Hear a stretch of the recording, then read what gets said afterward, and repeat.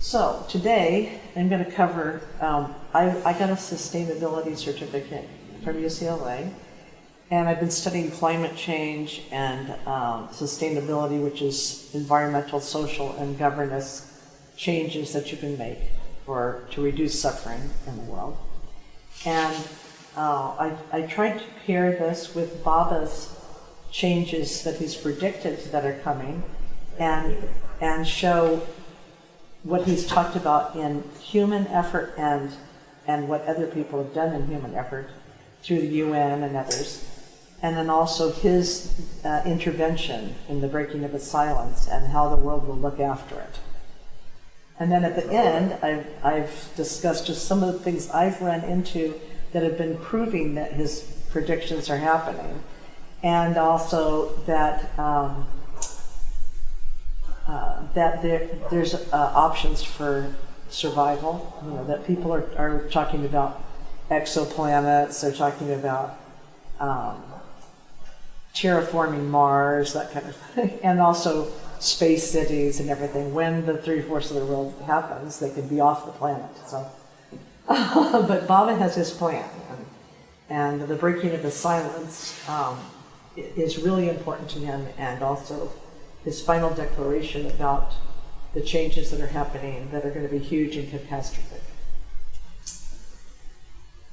I guess I could get started, because I don't think anyone else is coming. There's a lot of reading. I might ask some of you to join in reading, and at the end there'll be a discussion. All right. And then also at the end of this, we might not have time to finish it, and I might send it out to you, but Nashawan, before 2015, and the UN Sustainable Goals, was working for a company that was a consultant to the United Nations on climate change. And so he did a beautiful film on climate change and religion, and what the religions, different religions, he also talks about Baba, and what they believed in the coming changes on Earth. Wow, okay. That's really good. All right, so MeherBaba's spirituality, sustainability, and transformation.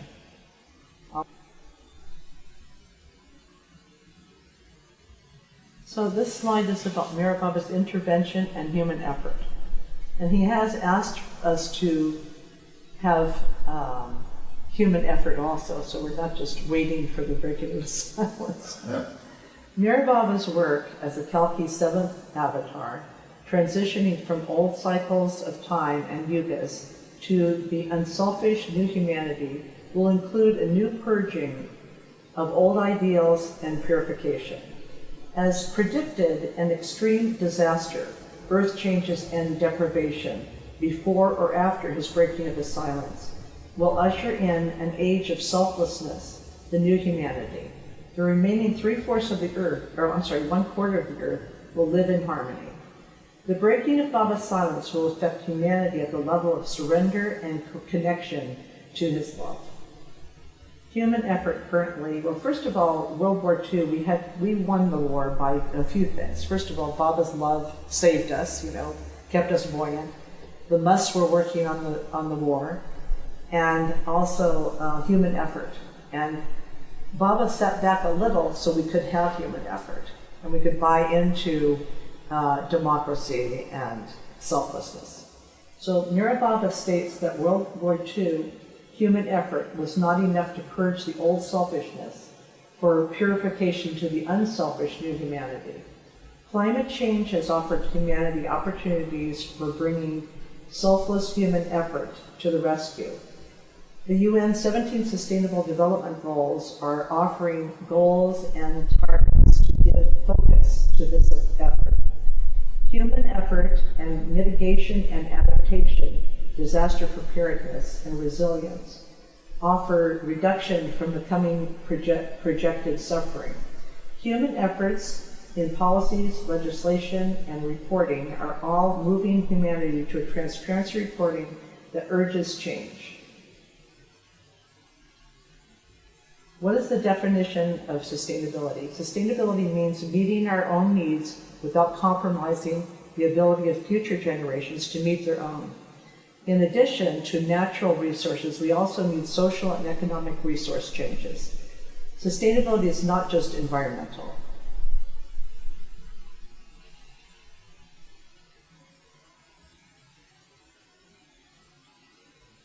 In 1932, MeherBaba gave a message to Hollywood. And it turns out that in that message, he expressed his understanding of the economics of sustainability. That always was so amazing to find in the film on the 1932 visit. It is self-interest which impedes the progress of civilization by shelving inventions which would contribute to the welfare of humanity at large, simply because they're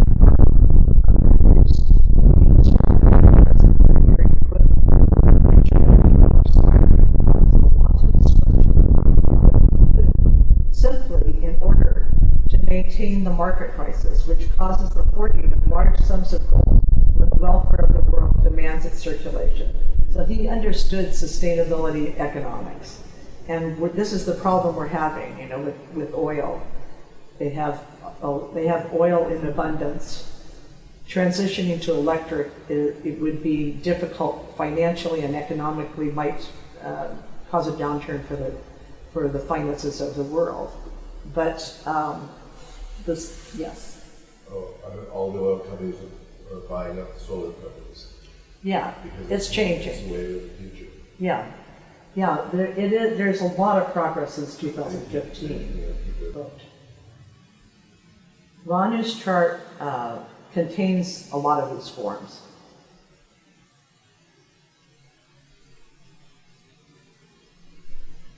The author Thomas Sawyer Hopkins comes to the subject uniquely qualified as both a bottle lover and an environmental scientist, Professor Emeritus of Oceanography and Environmental Science, North Carolina State University. He believes that present century will focus on developing social responsibility and respecting human interdependence with nature and among nations towards the common goal of sustainability. From a scientific perspective, the global human society is caught in sustainability crisis. The footprint of humanity is stamping out its habitat. So climate change immediate problems to overcome man-made disasters. The man-made disaster is because we, in the Industrial Revolution ended up developing fossil fuel, for one. Climate and also plastics. My father was one of the first plastics scientists in our country, and I feel like I'm trying to overcome that in my life by being sustainability support. The Greenhouse Gas Protocol provided measurable benchmarks to meet in reduction of emissions. The Paris Agreement united several countries to work together to reduce global warming. The United Nations established task forces to develop programs to mitigate climate change. That means try to change it with different technologies, with policies, and also carbon reduction programs. Best practices to assure we meet our goals of net zero.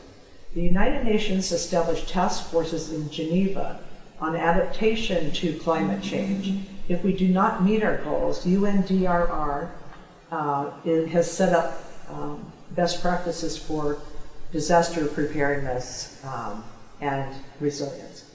Universities have developed net zero programs. Governments have established legislature. The SEC, which is Security Exchange Commission, has now demanded transparent ESG reporting for all public companies, environmental, social, and governance, and greenwashing. Greenwashing is like they don't even consider Apple or Tesla totally green because they have problems in social sustainability.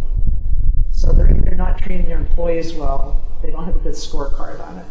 So they've taken them off the list for portfolios for investment. This is really big because it changes, it's in such an influence that it's coming down from the large corporations that you have to be sustainable to be on their portfolios. It's really cool.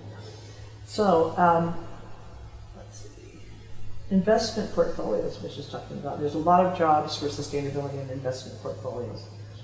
We've come a long way since 2015. In 2022, the IPCC science-based climate change predictions came out, and this changed our view of whether climate change was real. It proved that climate change was real, and it had details that they pulled from all the way back from 40 years ago, starting, and then they brought it into showing the differences in graph as to how we've been failing at reducing our emissions. So the rise in temperature due to these gases in our atmosphere are the problem.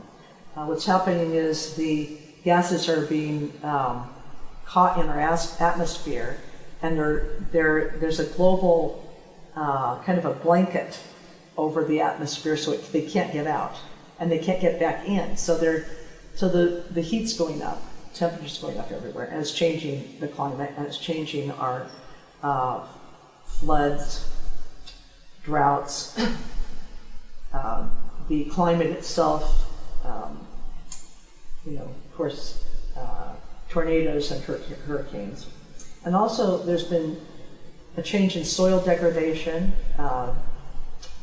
The seas are leaching, the health of the sea is going down now because of carbon problems and the heating. And so we don't have healthy soil in a lot of places now. We don't have healthy trees and healthy carbon sequestering for further growth and oxygen. Since the Industrial Revolution, carbon and greenhouse gas has increased, causing global warming, trapping gases in our atmosphere, and climate change, droughts, and water shortage in the West, and flooding and blizzards in the East. Hurricanes and tornadoes are it affects, and there's quite a few more. Agricultural changes caused by climate change, water shortage and soil degradation, melting ice caps and rising oceans, disaster preparedness and resilience is required, and then waste and pollution and plastic. We've got to have a no plastic culture at some point. Social sustainability, equity and inclusion of gender, race, color, age, disabilities, and religion. MeherBaba speaks about this change coming too. So. Root cause usually is greed, especially in our country, and selfishness. Migration and disease is occurring because they have to move away from drought-ridden properties, and poison and pollution. Endangered species is really very bad right now. Non-renewable energy, fossil fuel is causing great grief. Encroachment on our national parks, mining and lumber companies, we're not getting protected national parks, and non-organic big agriculture food, soil depletion. Food waste, we have new laws now about food waste in California, that you can't waste food. And then one-use products like plastics, and then non-transparent reporting is causing a problem because no one can see what their success is to the goals. The example of food shortage from climate change MeherBaba's predicted. This is not even 1% of what will happen. The entire world will cry out. Food will not be available, and people will eat the cloth off their backs. I will give those who are mine a small amount to eat, but what will happen to the rest? On another day, Baba told us, I will close all the doors very slowly. Only then will suffocated humanity become conscious of fresh air. So he's left us also to have human effort. And this is one thing that's recently happening, which is pretty exciting. It's Joe Manchin was the U.S. Senator who was blocking the climate bills that Biden put in place, and he's changed his tune. This has been a change for a very big deal. Biden's climate change bill may go through because he had been blocking it for a long time, and then the world has already warmed to dangerous levels, he says. Heat waves, wildfires, droughts, and severe storms have become more common. The Arctic is melting and seas are rising. If countries do not act quickly to slow their emissions of greenhouse gases, and by extension slow global warming, the damage could be catastrophic. The U.S. has a uniquely important role in fighting climate change, It has produced far more greenhouse gases over the course of history than any other nation and remains a leading emitter today. In recent years, the U.S. has done considerably less to reduce emissions than Europe. Senator Joe Manchin had been blocking any deal, however. Manchin appeared to change his mind. He announced that he would agree to include hundreds of billions of dollars for climate energy programs in a bill that would also reduce prescription drug prices, raise taxes on the affluent, and shrink the federal deficit. This has the opportunity to be an enormous breakthrough for climate progress. If this tentative agreement leads to legislation, it will probably have more lasting importance than anything else President Biden signed in his first 2 years in office.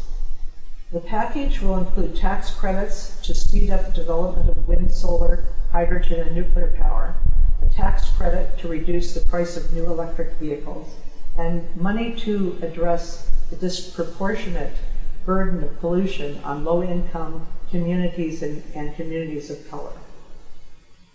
Senate Democrats estimate that by the end of the decade, the legislations will allow the U.S. to cut emissions 40% below 2005 levels, which is amazing.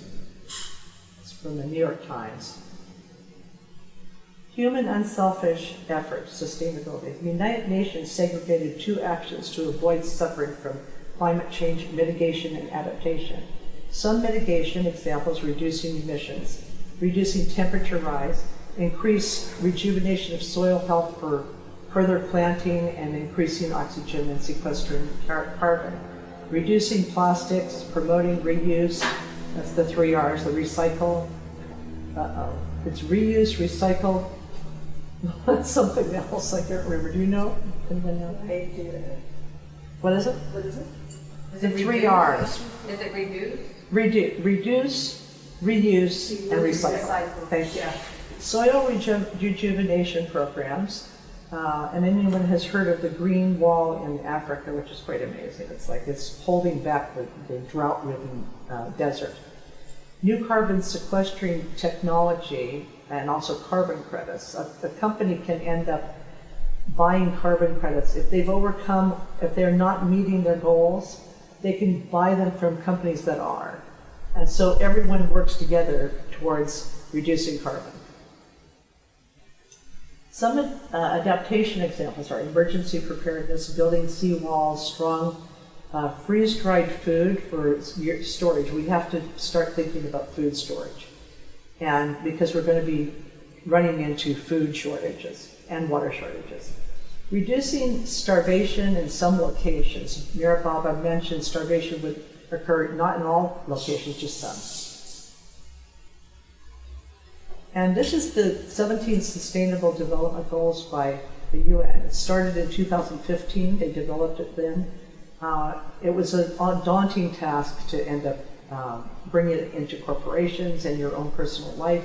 It's no poverty, 0 hunger, good health and well-being. Anyone want to read the rest?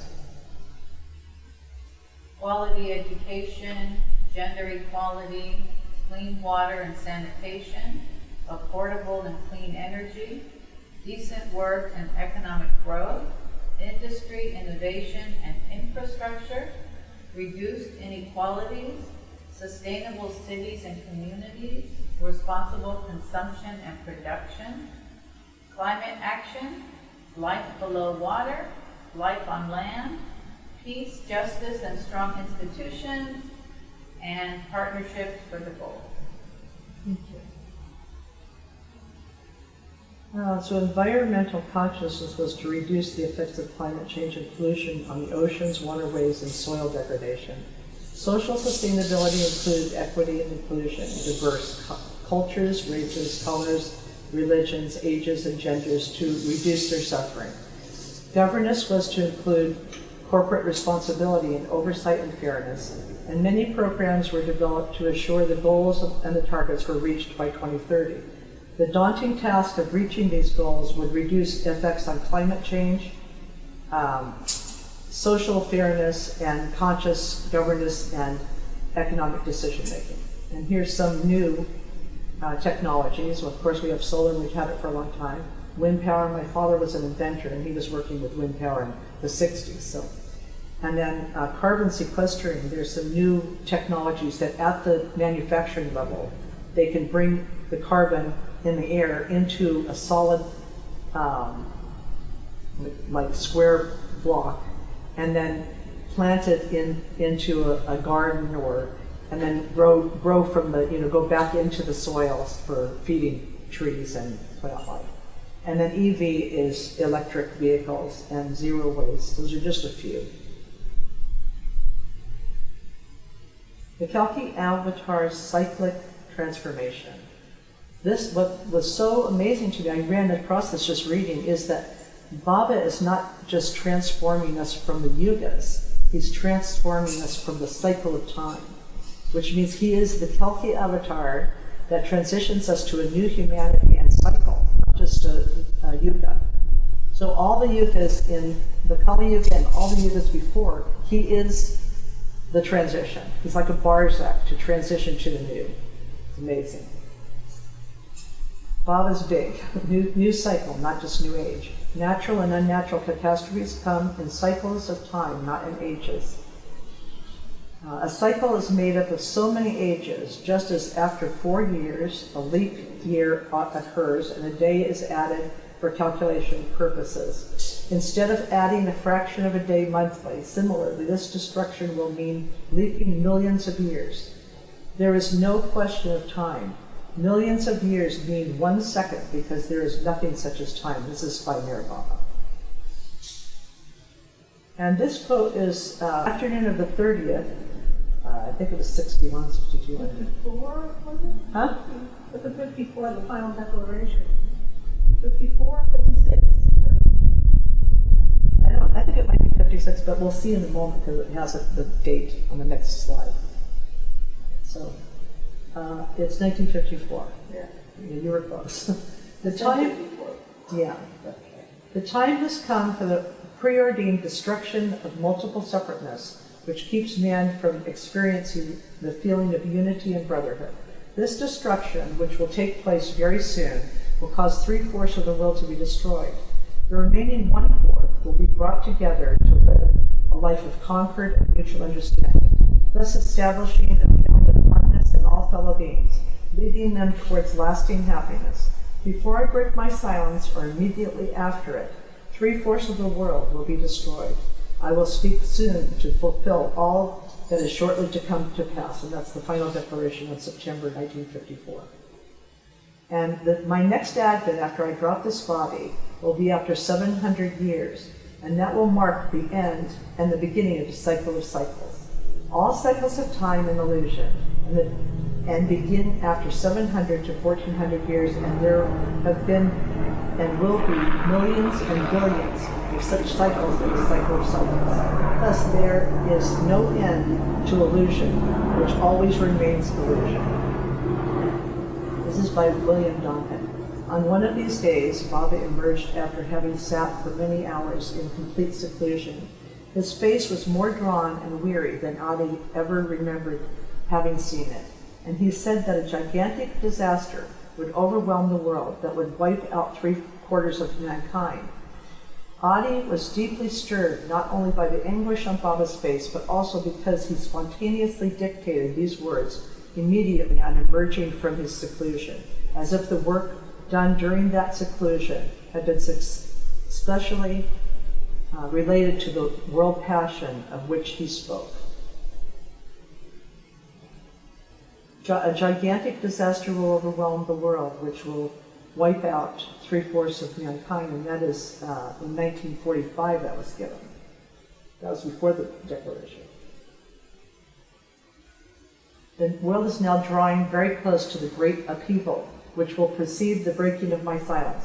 This upheaval will entail great suffering to humanity, but this very suffering will work a profound change of heart and will sweep the world clean for the new and vital phase that must follow. This was a message given to Ivy Juice, but it probably related just to her life in general. Don't expect anything to be easy. Life will be full of problems, and the world even more so. In fact, in years to come, the world will reach a zenith of anti-God thinking, immorality, lust, and greed, because the ending of the vast cycle of cycles is taking place. But after the climax, a new era of brotherly love will be ushered in by God, who knows all that is going on. That was a message from Baba to IBDs.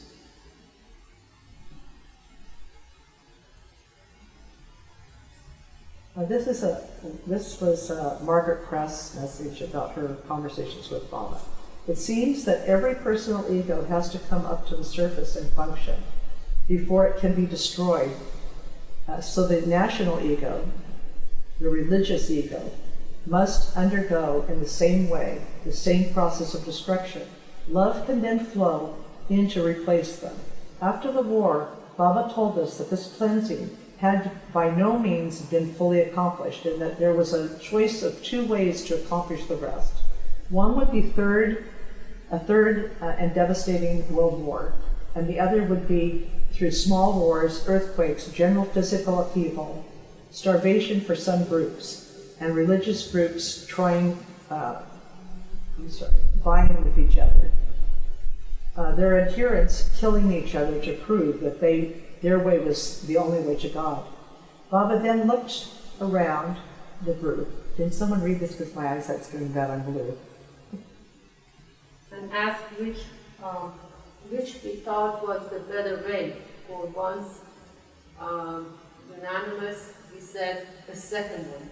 He made no indication as to the direction in which humanity could be swept. But certainly most of the things that we mentioned as the second way have already happened and will still, in many parts of the world, continue to cause general upheaval. Thank you. The breaking of Baba's silence, MeherBaba's intervention. It's mentioned so many times I had no idea. I thought maybe once or something. But when I break my silence, my presence will flood the world, and even an inanimate thing like a stone will feel my love. That was in April 1963. Another message. My silence and the breaking of my silence at the appointed time will make silent those who talk of everything but God. And then the breaking of the silence. In order to bring this about, I am preparing to break my silence. When I break my silence, I will not be filled. I will not be. It will not be to fill your ears with spiritual lectures. I shall speak only one word, and that word will penetrate the hearts of all men, and make even the sinner feel that he is meant to be a saint. While the saint will know that God is in the sinner as much as he is in himself. This was in 1932 that Baba, of course, mentioned his breaking the silence. They expect it to happen in Hollywood Bowl. I intend when I speak to you and reveal the one supreme self, which is in all. This accomplished, the idea of the self as a limited, separate entity will disappear, and with it will vanish self-interest. Cooperation will replace competition. Certainly will replace fear. Generosity will replace greed. Exploitation will disappear. That was in the message to Hollywood. In 1964, hear me while I am silent, for when I break my silence, there will be nothing left for you to hear. No messages about love and truth can draw the seeker even nearer to the real experience of them, but the breaking of my silence will shatter the seeker's hard crust of ignorance and reveal to him their true meaning. That was in 1964 in India. And Baba said, be composed to the reality of my love, for all confusion and despair is your shadow. Which will vanish when I speak the word. God's first word was, who am I? God's last word is, I am God. And the word that I, the God-man, will utter soon will be the sound of my infinite silence. And then 1967, my mental and spiritual suffering will end when I break my silence. And after the Avatar's manifestation, humanity will revive the light of a different degree. After the Avatar's manifestation, humanity will receive the light in different degrees proportionate to each one's receptivity. Those out in the open will experience the full light of the sun. Those holding umbrellas over their heads will receive less, and those who remain closeted in their houses will get even less. This means that those who keep themselves shut up in the houses of their desires will receive the least light. Those though out in the open, holding the umbrella over their head, refuse to open their heart to God, will receive less, and those of pure desires and an open heart will experience the full brilliance of the Avatar's coming. 1948. This is Mommy's Baba's sister, and she speaks of breaking the silence also. As we know from Baba, the world that is to come will be a world of love and brotherhood. It will be such a beautiful world. Man cannot change the habits of thousands of lives cannot change. The habits of thousands of lives cannot change. But what will change in the shape of our aspirations, actions, and wants? Like those drunk men will still fight, but for noble causes and high ideals. Mani Arani. Human effort, holding on to MeherBaba's daman, and repeat my name, he says.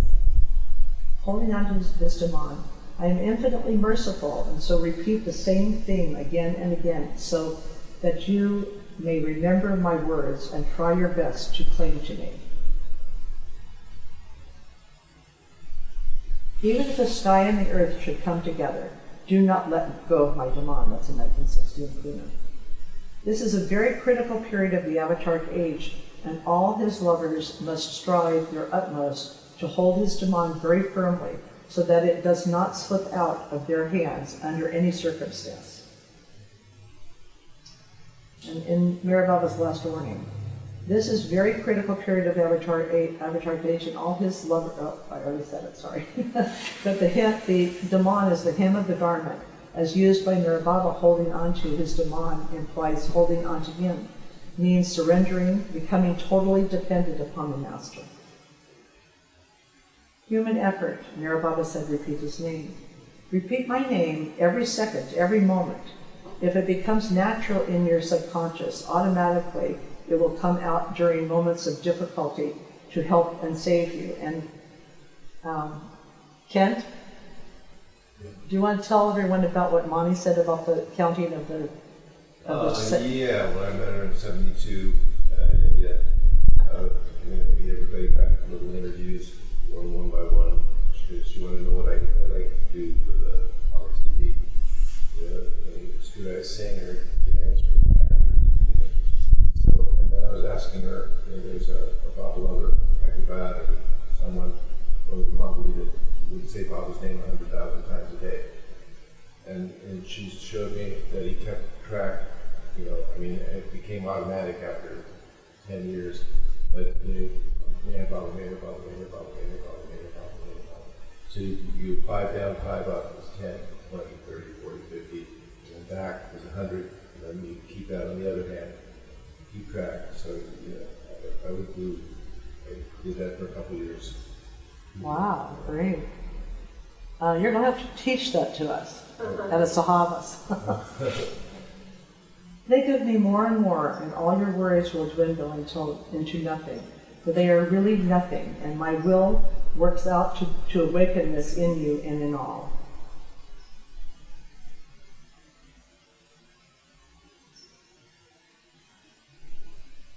So these were just my perspective of questioning.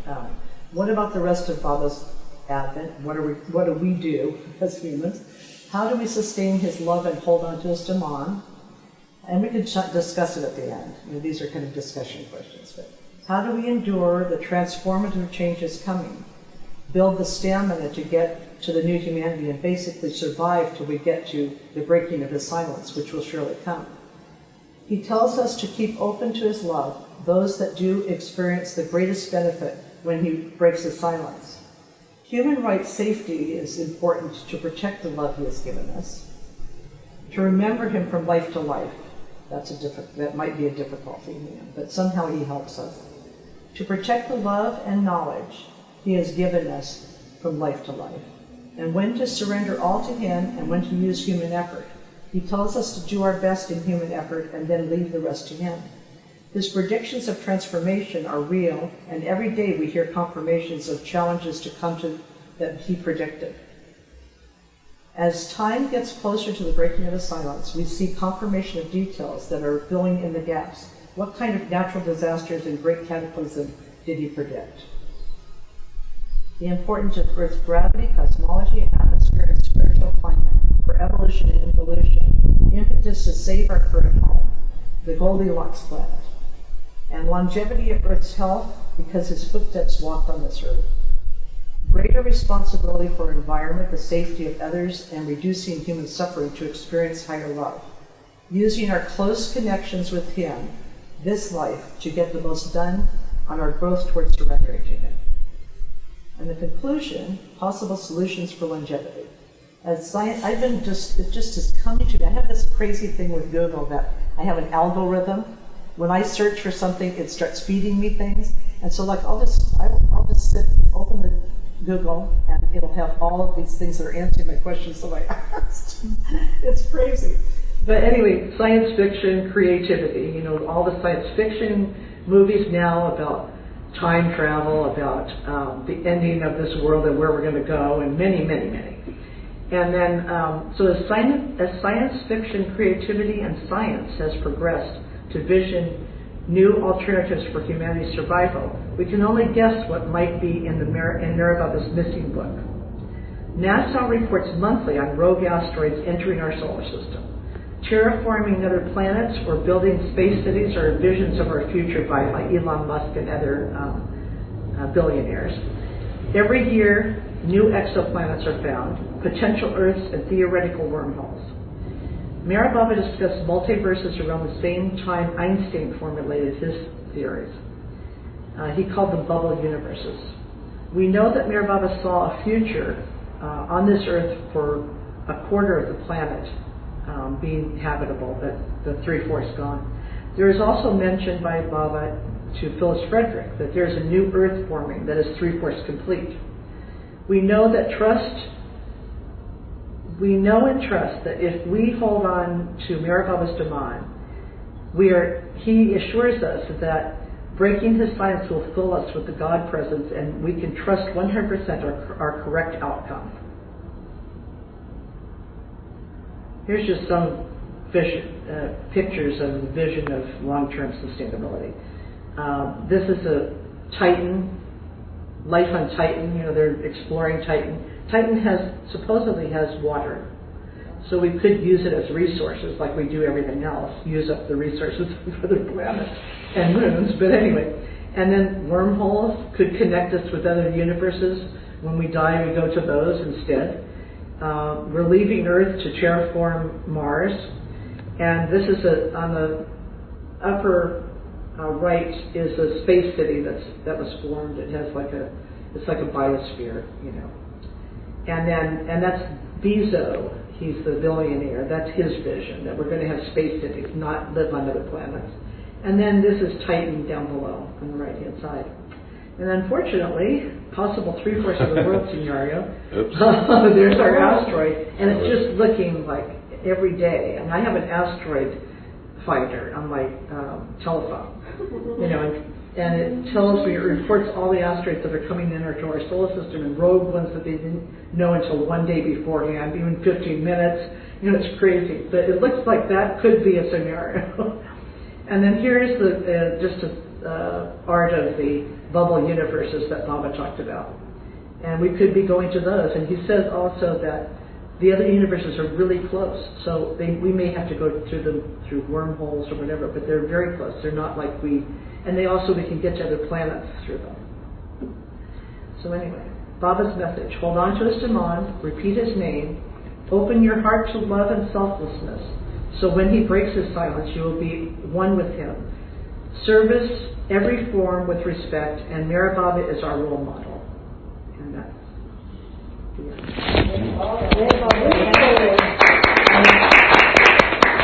if any of you have any questions or any comments? Or we could take care of the planet we have. And that's what we hope to do. That's what the whole sustainability UN is, you know. And UN never mentions God. They just mention human effort. So now we've got both. We've got God's intervention with the breaking of silence, and then we have saving the planet until the disaster comes. Yeah. And it's worth it, you know. It might happen 500 years from now. We have 500 years of good life on Earth, you know. But we hope that this planet has been developed, you know, from evolution to involution for so many years and lifetimes. And it is the Goldilocks planet beyond anything we've ever seen. You know, perfect gravity to be able to work out our karma and have the pressures of gravity. If we go to other places, it might be too light to even look at ourselves. You know, it's like we might be like jelly, you know.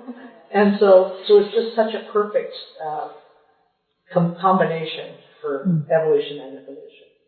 But any other questions? But you know, really the global warming is happening. Yeah. Because you see so many changes in the climate. Right. Like right now in Iran, there is a very bad floods in different cities. Yeah. That their climate is arid, like desert. And then they have floods. Yeah. My goodness, I saw the videos, they sent my cousins, like, flood is coming from nowhere. I don't know why it's happening in such a desert area. Right, yeah. I think because of saturation in the air. We used to have, I lived in Palm Springs, and they had down from the mountains from San Jacinto, we had flash floods. And it was so terrible. I mean, it wiped out cities and, you know, the desert cities and things like that. Yeah. Because there's nothing to hold it. But they are desert,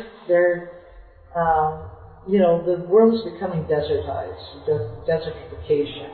And we're trying to keep it back, like with the Great Wall in Africa. And they're actually they're making major changes. There's some, I can't remember his name, but you know, he has projects all over the world that he's rejuvenating the environment in those areas, in the deserts, to bring in trees and plants, and then the water comes, you know, from the atmosphere, and it's beautiful.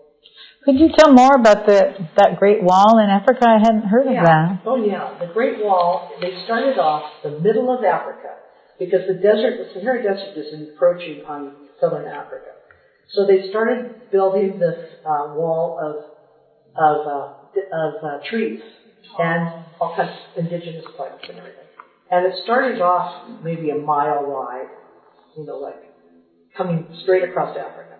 Now it's getting more and more miles, and so they're rejuvenating the desert, you know, and it's blocking the Sahara Desert from taking over southern Africa. It's amazing, and it's working. They're putting a lot of money into it, and local people have jobs because of it, because they're replanting and new water systems and water capture systems. So it's really an amazing, successful project, and it should be that way for every place. Like I've always thought that we could redo the Sahara Desert. That would really help, since we're getting rid of the Amazon. You know? We've got to replant. And then also, I did a lot of case studies in sustainability, and Taylor guitars, they take ebony from Cameroon, ebony trees, and for a while, it was the old growth trees they were just taking down to make guitars. Then they started refurbishing the land area, and they made the local people responsible for the forests and farming the forest. And so they're replanting, and they're making sure that the old growth trees, if they come down, they're replanting. And it's just an amazing project that they are also linked with UCLA on. And they're also using recycled wood instead of just cutting down new trees. Ebony was always a problem. It's like, I think it was Jamaica or one of either Belize someplace. someplace in Central America has been just wiped out of ebony. How do you spell it? Ebony? Ebony. It's a Oh, wood ebony. guitar I see. making. Oh, yeah, yes, Yeah. okay. And Taylor Guitars is located in El Cajon. And they work with Tijuana. They have another group in Tijuana that makes a different kind of guitar at low price. So it's really an amazing company. They have this chief sustainability officer and everything. It's quite amazing the amount of jobs that are now available for sustainability officers. You know, just blooming. It's since I started the UCLA program, I was just thinking that we were the only ones, the young people were the only ones that were activists, and they are really activists at UCLA. But it turns out everything became sustainability. I look at signs on, billboards on airplanes, like JetBlue and everything. We're sustainable, and it's like the buzzword now, sustainable. So it's like a relief. I felt I was that I was an activist alone. I don't know what I mean. I think part of it is consciousness. If you get educated and you're conscious, you help the other ones that are younger that can be activists. So, any other questions? Well, one point that you brought up was recognizing past lives and connecting the dots. Yeah. And I think Bob also said, or someone said, that the world population is exploding because everybody wants to be here for the blinking of its eye. Yeah. Unconsciously. Yeah. I get that. If you're a 50-watt bulb, you get 50 watts. If you're a 100-watt bulb, you get 100 watts. Right. That's right. If you're a candle, you get a candle. Flame. Right. I've already said this, and I'm sure people are so sick of it, but the synchronization in my life has been beyond anything I've ever seen. I was at the Bronx Zoo when Bala was there. How did I get there? I mean, like how lucky I could be. And next to me was Phyllis Frederick. I just found out, I just found that out about 2 or 3 weeks ago when I was doing this presentation for Phyllis. It's like the first thing you said. You were somewhere when something. What was that? Your first sentence? Oh, I was in the Bronx Zoo when Bala was there. And after his when Bala was there? Yeah. Oh. I was there that day next to him. And it was like, really? As a child, right? Yeah. A 3-year-old. My father had to synchronize things, so I think he brought me there. So I imagine it was part of his life. But my sister had been born, and my mother couldn't take care of us both that day, so he took us to the Bronx Zoo because I lived in New Jersey. And I always went to the Bronx Zoo, and I always went to the Penguins, and that's where Baba went. So, it was real because it wasn't just my illusion that Baba was there. Because first of all, in the 90s, I ended up. So you're talking about past life and everything, right? And how the heck do we get these synchronized lives to know of Baba? But anyway, so when I was